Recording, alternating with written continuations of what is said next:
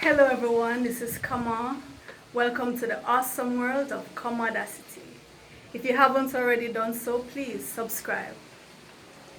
Today I'm going to share with you an encounter I had with a taxi driver. Now I told you a few videos back, I shared with you an encounter I had with another taxi driver who stopped in the middle of nowhere and told me to get out. If you didn't see that one, please go look it up and tell me what you think about that encounter. Now, 3 days ago, I took a taxi, and when I opened the door and I got in as I sat down. So the driver said to me, don't slam the door. Now, as far as I was concerned, I didn't slam the door. I just closed the door, right? So he was saying his car is special and his car has a sensor, and all I need to do is to pull up the door and whatever, and it will close itself. So I said, I'm sorry, I didn't mean to slam your door. I'm very sorry about that. Okay? So I thought that was the end of it. But he did seem, he seemed very angry he seemed like he had something brewing in him from before I came into the taxi. That's how it looked to me. So anyway, I thought that was the end of it. So we drove on, and then I got to my stop. So I asked him to stop, and I came out, and again I closed the door, right? So this man, all of a sudden this man just charged out of the taxi, charged out like a raging bull, and he was saying, lady, didn't you hear me say don't slam my damn door?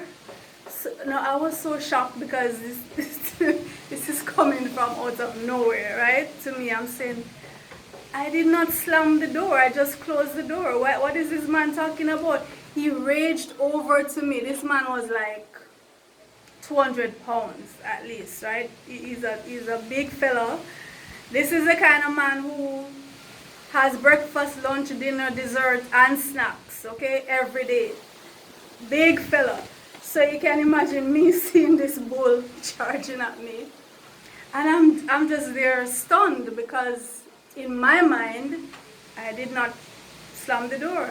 So he just kept repeating, don't slam my damn door. Didn't you hear me say don't slam my damn door? Now, I'm saying to myself, why would you use your car, your delicate car, to operate as a public passenger vehicle where all kinds of people are going to be coming into it? Some going to be puny, some going to be strong, some not going to know their own strength, like yours truly, right? The door is going to get slammed unintentionally. I'm sure nobody would intentionally slam the door.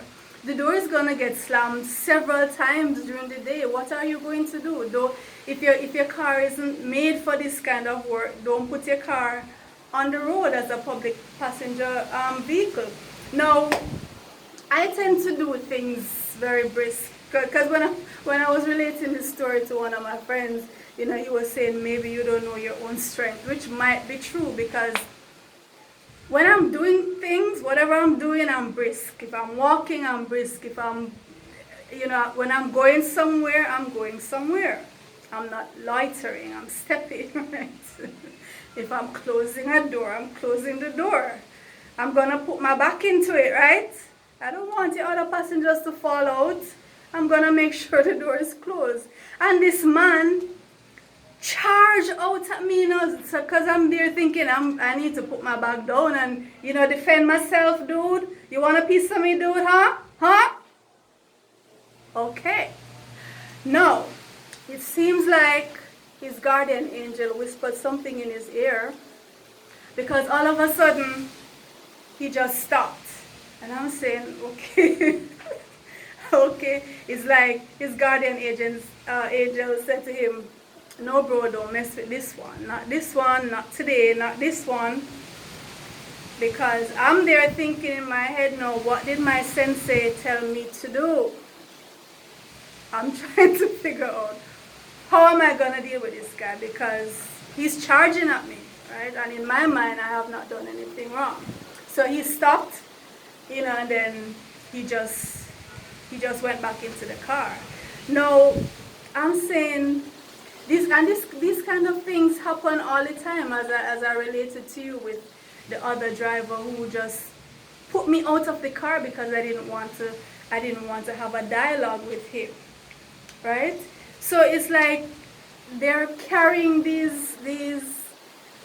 carrying a weight around in them, and they're in the public domain, having to deal with the public, right? You have passengers in your car, 3 passengers, 4 passengers on one round. You're going again the other round. You're going to have persons who are going to do things. So you have to learn how to deal with them. And then you're in Jamaica. We're strong people. Hello?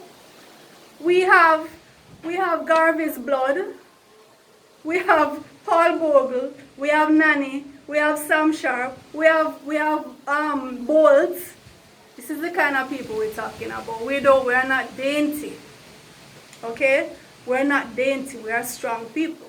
If you're gonna be putting your vehicle as a public passenger vehicle in Jamaica, make sure it can stand up to Jamaicans. Now, I know in my heart I had no intention of slamming this door. I closed the door. Now, my closing was too strong for his car, which means his car should not be on the road as a public passenger vehicle, right? So this is just one of many encounters that I've had with Jamaican taxi drivers. And I want you to comment and tell me about any altercations you've had or any near altercations. How did you resolve it, and how did you keep it from, escalating? Because this is a very dangerous situation. Anything could have happened there, right? Because I was going to defend myself. If it's even to get one kick in, I was gonna get that kick in to defend myself. And I know I meant no harm to his car. But the rage that he was in, the rage prior to even encountering me, carrying around all of that.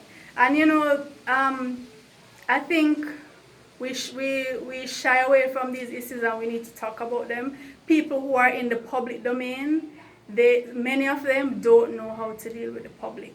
They don't know how to deal with the public.